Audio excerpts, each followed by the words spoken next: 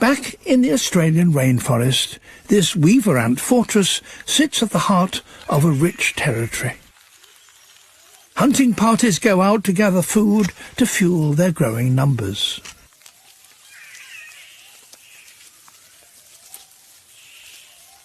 But a successful colony inevitably attracts enemies.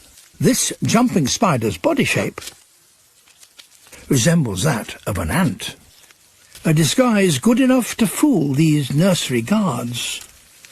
It's after one of the colony's most valuable assets, the grubs. Raiders from a neighbouring weaver ant colony looking to expand their own empire. Invaders are quickly spotted.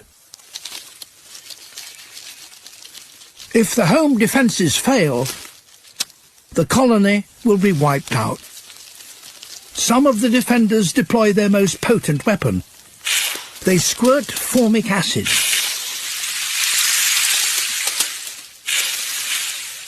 Stinging liquid halts the invaders in their tracks. Home and territory are secure once again. A colony that can defend a rich territory has the potential to dominate their part of the rainforest for years to come.